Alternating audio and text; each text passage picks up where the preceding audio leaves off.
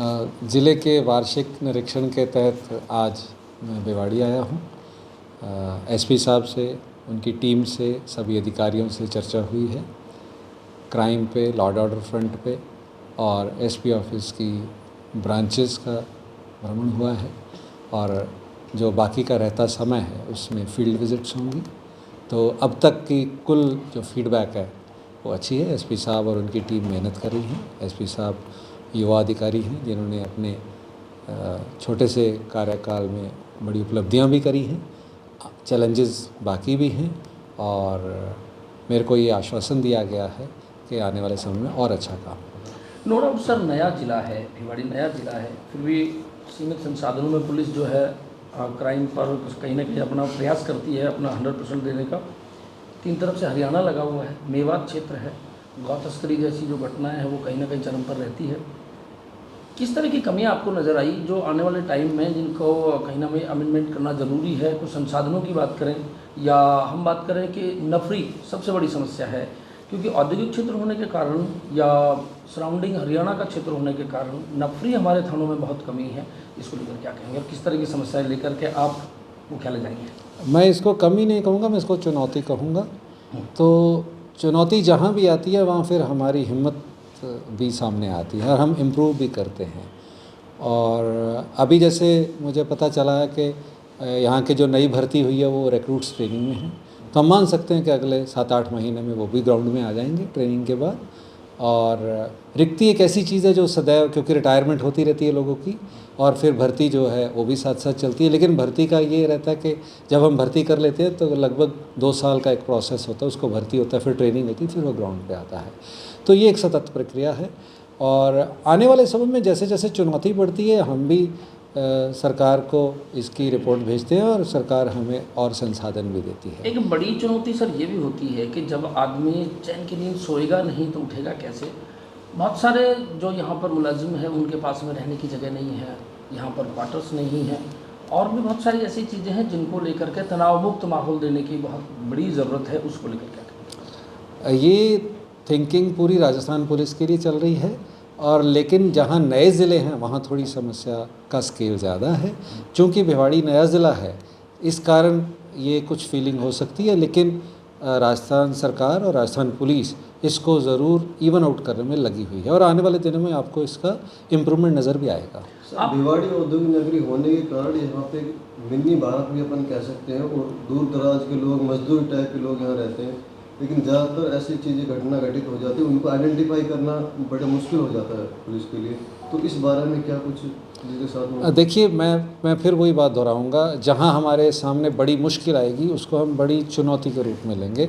अभी मैंने crime meeting में जो मुझे फीडबैक मिला कि इस तरह के चैलेंजिंग केसेस आए जहां बिल्कुल ही ब्लाइंड केस था, लेकिन उसको भी भिवाड़ी पुलिस ने बाखूबी सुलझाया है। हो सकता है इक्का दुक्का केस पेंडिंग पड़े हों, उनको सुलझाना बाकी हो, लेकिन जैसे जैसे हमारे सामने चुनौतियां आएंगी वैसे हम प्रोग्रेस करेंगे। और मुझे इस बात का संतोष है कि वर्तमान भिवाड़ी पुलिस टीम है जो वो अच्छा काम कर रही है। यद्यपि उसमें और सुधार की गुंजाइश है, लेकिन वर्तमान स्पीड से भी अगर चलते रहें तो भी वो अच्छा काम जारी रहेगा।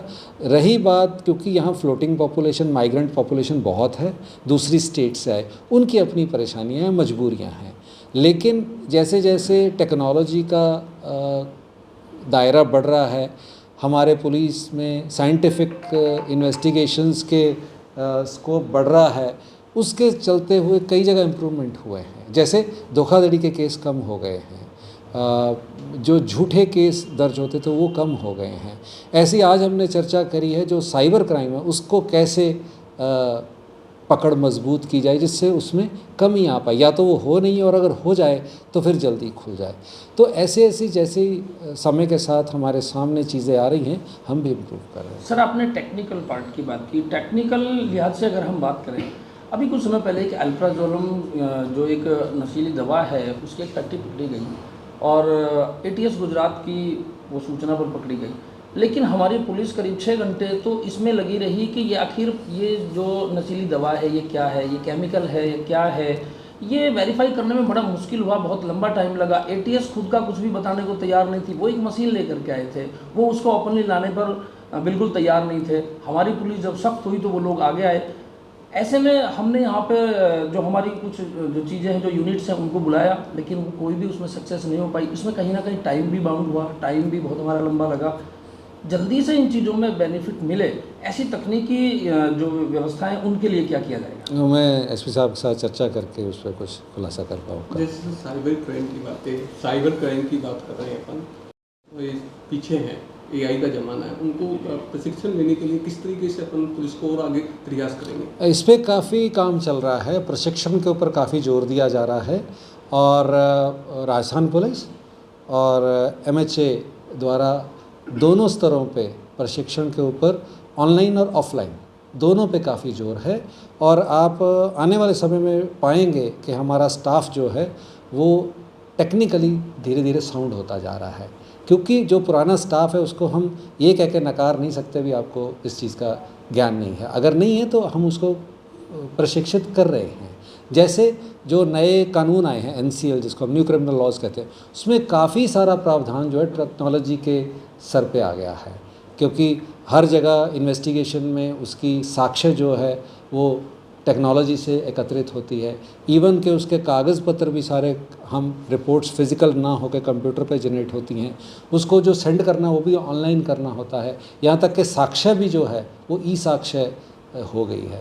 तो बहुत सारा वो प्रशिक्षित हो रहा है और आने वाले समय में और हो जाएगा। और जो नए भर्ती हो रहे हैं वो तो आप मान के चलिए कि शुरुआत ही उनकी टेक्नोलॉजी से हो रही है। आखिरी सवाल है सर, ये तो हमारे अपने सवाल जवाब की बात थी। अब उम्मीद आपसे ये है कि आप आए हैं तो क्या भिवाड़ी को, भिवाड़ी में आपने ऐसी कमियां देखी? भिवाड़ी पुलिस जिला जिसमें भिवाड़ी को कुछ नया और बड़ा मिलने की उम्मीदें हो, हमारी पुलिस मजबूत हो, पुलिस तनाव मुक्त काम करे, क्या कुछ आप यहाँ और से सुधार जा रहे क्या हैं? गुंजाइशें हैं जो आपने निरीक्षण किया है, तो कि इस और सुधार क्या गुंजाइश? क्या क्या सुधार और हो सकते हैं? आज निरीक्षण शुरू हुआ है, आज तो ऑफिस वर्क किया है।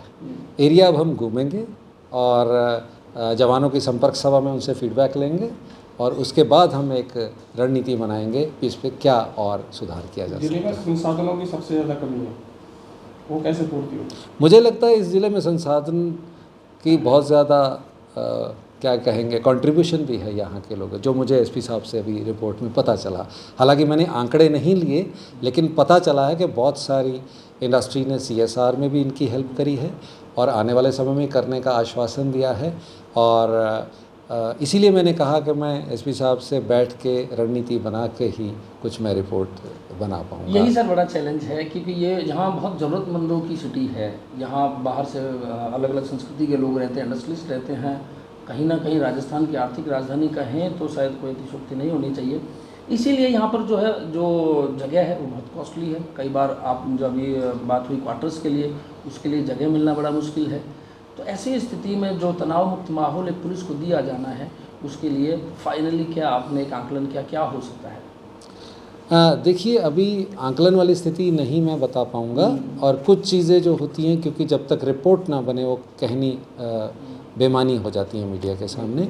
लेकिन मुझे एक बात का विश्वास है कि जितना काम मैं अभी तक देख पाया हूँ आज के दिन में, उससे मुझे संतोष है कि कोई चुनौती ऐसी नहीं है जो भिवाड़ी ज़िला जिसको उपलब्धि ना कर सके। भले कुछ हो जाए, आप ज़मीन महंगी कह रहे हैं, आप माइग्रेंट पॉपुलेशन की बात कर रहे हैं, आप इंडस्ट्री की बात कर रहे हैं, आप इंफ्रास्ट्रक्चर की बात कर रहे हैं, ठीक है। कुछ चीज़ें ऐसी होती, क्योंकि ज़िला नया है तो समय के साथ डेवलप होंगी। अब शहर का विकास हो रहा है, इंफ्रास्ट्रक्चर हो रहा है, तो वो तो कुछ समय उस पर लगेगा, उसके जस्टेशन पीरियड लंबे होते हैं। पर मुझे लगता नहीं है कि कोई भिवाड़ी पुलिस या भिवाड़ी ज़िला या राजस्थान पुलिस इसमें कोई कमी छोड़ेगी जिससे हम उस अपनी मंजिल पे पहुंच नहीं सके।